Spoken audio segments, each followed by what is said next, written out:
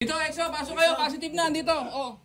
Walang kawala ang 28 anyo sa suspect nang mukorna sa pinagkataguan sa Caloocan City. Inaresto ka namin sa salang karnaping.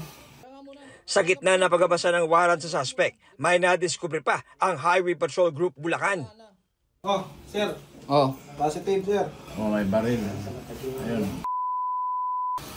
Oh, sir. Ano po sira po yun?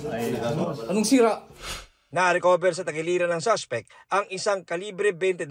Ito po ay nangyari po sa Barangay 176 Bagong Silang, Caloocan City, na kung saan through the effort or intel-driven operations of your PNP-HPG at sa tulong na rin po ng ating confidential agent na pag-alaman yung lokasyon po or kung saan po naninirahan ito pong target ng ating pong operation.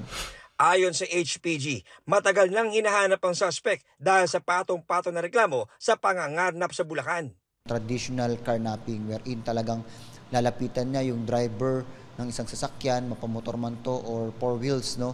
Tututukan niya ng baril at doon niya nakukunin itong sasakyan. Nakapark lang yung sasakyan dyan, naiwanan lang kuno ng ating kababayan na nakasusi yung kanilang sasakyan at dali-dali niya na itong ninanakaw, kinakarnap at yun na nga po, binebenta na, kundi man chinachap-chap. Sinusubukan pa ng GMA Integrated News na kunin ang pahayag ng suspect na nakakulong na sa Police Detention Facility sa Bulacan.